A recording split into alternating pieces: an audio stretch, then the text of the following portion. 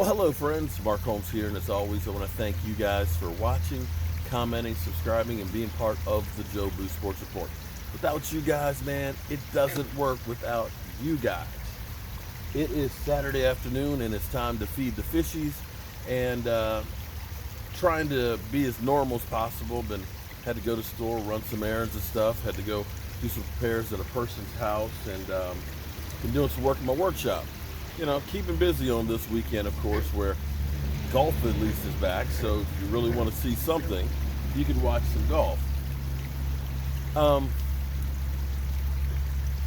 Last night I kind of touched on this a little bit, but I want to go into this a little bit more because Mike Fisher was talking with DeMarcus Lawrence, and DeMarcus Lawrence was vowing that this season's going to be a lot different than last year. You know, this is kind of what I put out there last night. When you think about the Cowboys, let's think about the season last year. Last year, 8-8 was a disappointment, right? We had hopes for the team to be a lot better than 8-8, right? But see, when you look at the team, when you look at the season that was, ending up 8-8, where we had so many people who didn't play up to their potential. And I said this a little last night, but I said, think about this. D-Law, as much as they tell us, well, you know, he still was really good at getting quarterback pressures. Quarterback pressures are great. You got to have quarterback pressures. I get that. But see, there's a difference between a quarterback pressure and a sack. And the reason I say this is, you know, Dak Prescott, under pressure, threw 10 TD passes, right? Was the best as far as touchdown passes under pressure. Pressure means that, you know, you made it harder on the quarterback, which is key. You always want to make it hard on the quarterback. But see, here's the thing. The difference being is there's no quarterback out there who threw a touchdown pass being sacked. So when you go from 14.5 and 10.5 to 5 sacks, that's potentially 5.5 or 9.5 plays where it might have been a strip sack, right? Where you might have gotten fumbled. That's 9.5 or 5.5 plays where it might have been a sack where they lost 5-10 yards as opposed to a completion. Sacks can be a game changer. Now, there's reasons why I believe that happened, of course, because this was the Dallas Cowboys screwing up and not getting the deal done in time. And D-Law basically putting a line in the sand. You know, basically, you know what? You're not going to pay me.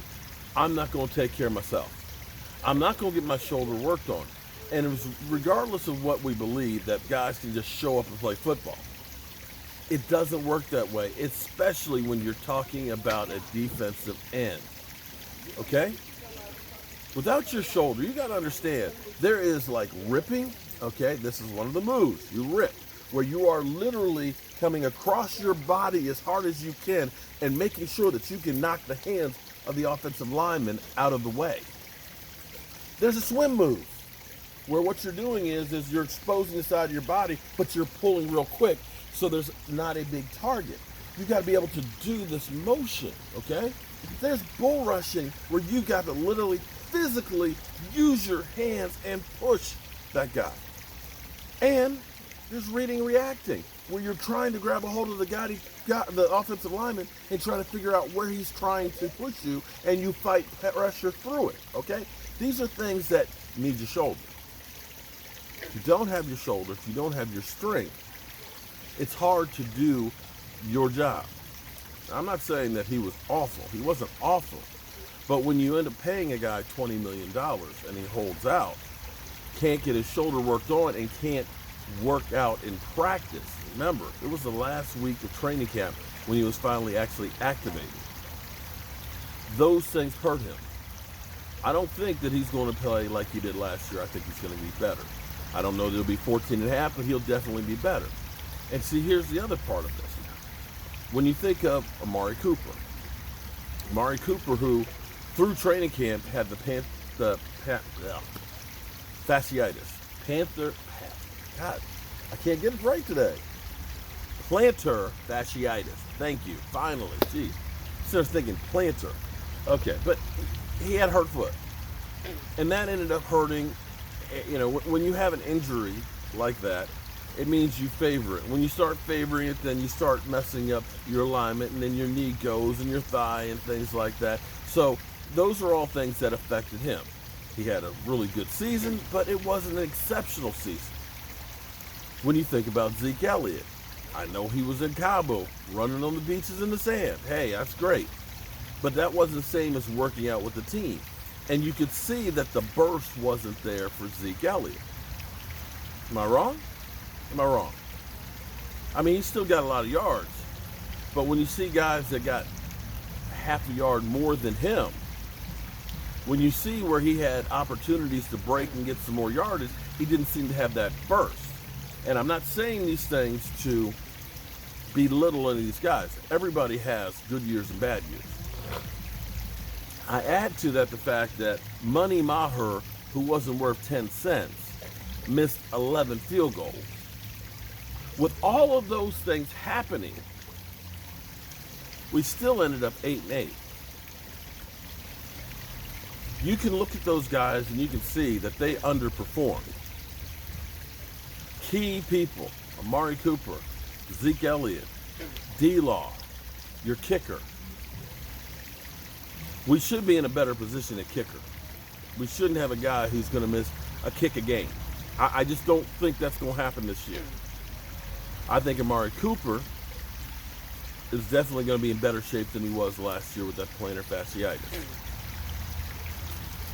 Randall Cobb, another guy who was interesting, is apparently in his other times has always been a guy who's dropped a lot of passes. So people who blame Dak on Amari Cooper dropping the ball, he dropped a lot of passes from Aaron Rodgers, but just saying. I think CeeDee Lamb doesn't drop passes, so that may be an improvement. So here's the thing. We ended up 8-8. And we had so many games that were ridiculous. Take the Minnesota Viking game, for example. If Maher doesn't miss a kick early in the game, that last drive that we had the football, we don't need a touchdown to win it. Field goal takes care of the game. So even though Jason Garrett screwed up, taking the ball out of a quarterback's hot hand who had 397 yards and 3 TDs, and gave it to your running back who only had 42 yards, we wouldn't have had to run that. We won that game. And there were other games that were like that. You could look at New England, where we got bad calls in a place where nobody wins that. Had our special teams not had a block kick. That game. There were games that were winnable games that if you got a little extra burst out of Zeke Elliott, if you got D-Law getting a strip sack or a sack, playing like he did in the years before, if you get a Randall Cobb not dropping a pass or a Michael Gallup not dropping a pass, these things will be the difference of winning some of those games that we lost last year. You understand what I'm saying? There were a lot of players that really had poor years. See, there's a difference between the Cowboys underperforming when they have potential to be better versus a team that doesn't have the horses, that guys maxed out and got to 8-8. Because then it's a lack of talent of where we have to improve the players we have. We have players who had come back down to earth from where they were playing before. And that's huge. And this team is still a really young but experienced team.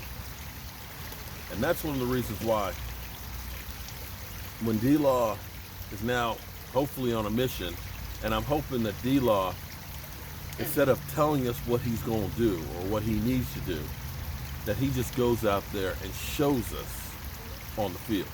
That's all I want. I just want to see you.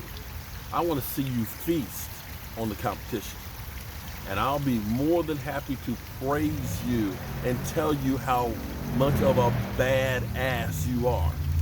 Let us do that. You don't need to tell us. You just show us. We'll do the talking. All right, guys. Hey, come on, guys. Come on. Come on over here.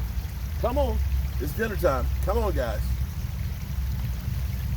Y'all ready? Feeding time is 2. Let's get you guys a little closer here.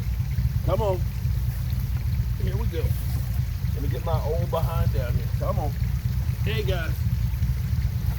Come on. Smile for the camera. Smile for the camera. All right, who's flashing?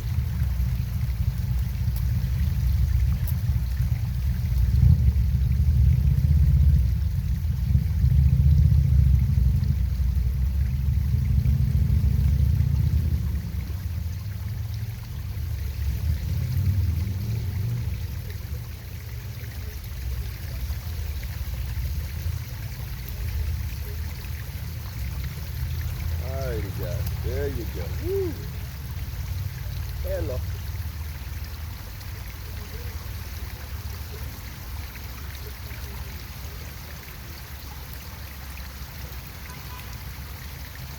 All right.